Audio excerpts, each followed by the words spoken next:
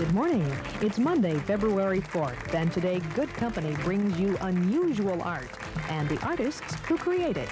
Now, here are Pat Finley and Cliff Lenz. Hi, Bill. Hi, Cliff. How you doing? You got a fascinating thing to show us, and you can do this with just a little bit of equipment in your own home, I presume. Your associate here, Mark Leonard, is doing what right now? Mark is... well, he's getting ready to do a little portrait. We brought what we could today that would fit in a studio. All right. Now, so he's taking a shot on a video camera like you might have at home of right. one of our very lovely, if I might say that, audience members. What's your name? Victoria Hart. Victoria. Victoria, you're going to be preserved forever on a computer printout in just a moment. Okay. Okay. So now you've got Victoria on the camera saying, "Hi, Mom," and the next step is what? Oh, I push a key called in, and it should make a picture. Okay. So we've got now. Is it doing it? We've got some all kinds of lettering on there right now. Let's get the picture up there. There we go. Ah. She takes 5 seconds to make. Okay. And then I can save that. Now, that's a very strange image we have. It looks like double exposure of Victoria there. Do you want me to do a new one? Get another one up there. Okay. Victoria was See talking out of two sides of her mouth here on that one, I think. Okay. Get one more. Don't move, Victoria. Stay still. One of the fun things about this system is that if you do move, you get this kind of hall of mirrors effect. Okay, now that's preserved right now. You don't have to hold that. Not quite yet. I can save that on the disc. Okay, well, let's use that one. That's a very nice picture of her. And besides, her smile is beginning to break. It says I need it unpacked. Okay. And I'll call it 59, and there's a story behind that, but I won't bother you with that. Now, before we go any further now, that picture is being stored in the computer. The computer does what? It has to translate... Well, it has to store it to a disk. Okay. This is the equivalent of a piece of film. Now, you've seen that. This is the floppy disk that we've got that Victoria is on somewhere in the technology there. Mm-hmm. The next step is what of the process? Then we turn the computer into a printer with this program. Okay. And I only have this under the table here, not because I'm trying to keep it a secret, but because this is a small studio we're working in here. It does look mysterious to me, Bill, that you've got it under the table.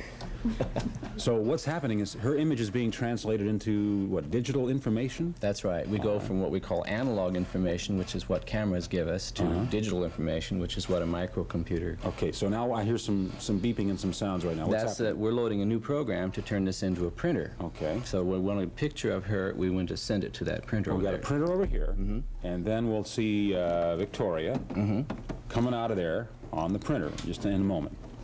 Now, can you get that going, and we'll show a little more of the video art that you've been able to do with some more sophisticated technology. All right. And we'll get... You'll love it.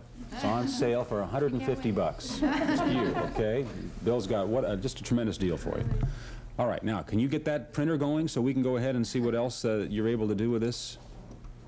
As soon as Because it takes about 2 minutes for this dot matrix picture to come out of there, right? Mm-hmm. Okay. It asks me a couple questions, and then I say, yes, yes, give That's me what you anything want? you can. Okay. And if everything is turned on, and I move it down, I don't want to make more than one of these to start with until I know. Okay. And it's printing. Now the printer's in the process of putting Victoria on paper forever and ever. Okay. Now let's... It's also shining one of our floor director's shoes. Now, let's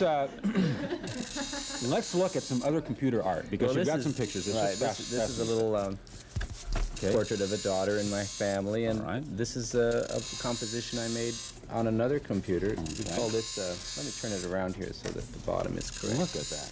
Those colors are possible with, is this the same kind of equipment or more sophisticated? No, a little bigger. I couldn't bring it. Yeah? This is a family of computers called the mini computers. Uh-huh.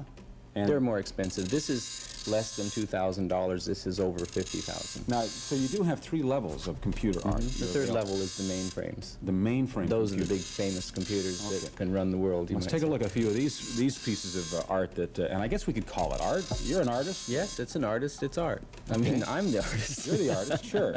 Well, it's like the old, philosophical debate about photography. Is it art? But you call it art, so we'll call it. Well, that was settled a long time ago. What is it? This is called Electric Shoe. It was a drawing by my daughter that I then took to a computer and redid it as a high-heeled shoe, and she was into electric shoes at that time. Really? Mm-hmm. And is she still with us? Yeah. Okay.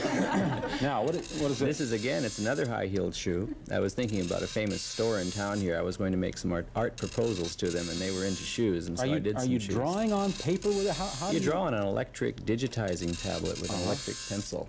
I see. This is not taking a picture with a camera. This is an entirely different process. This is a little different, right? All right. Another one? No. This is another shoe. It's called the Red Shoe. One of my favorite subjects. This comes from the famous film, The Red Shoe. The Red Shoe, And this is one you won't believe. This is called the very curly, wavy square, based on a T-square. And it's an idea I invented a few years ago. It's the idea of a T-square taken out of the rigid mechanical world and curled up more like in the natural world. That is fascinating stuff. Now, that's done with a computer that's, what, $500,000? No, 50. 50. Okay. It's coming down, though. The last time I saw it, it was 25,000. How's Victoria coming along here? Can we, is she almost done, Mark? She looks like she's about 7/8 finished. 7/8 finished? Okay. Hold your breath, folks, because Victoria is just coming out slowly but surely. Tell you what, why don't we'll go to break, we'll come back, and we'll have Victoria finished by that time on our printer. We can examine it. And we can examine the picture of Victoria when we get back, yes. Okay, Bill, thank you for showing us some fascinating new kind of art being done right here in the Northwest at the University of Washington, probably a lot of other places too. Bill Ritchie, we'll have Victoria for you. On paper, in dots, beautiful as ever.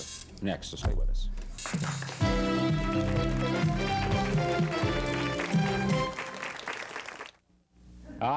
There we are, as promised. Victoria, computer art. Victoria, you like yourself? You look great.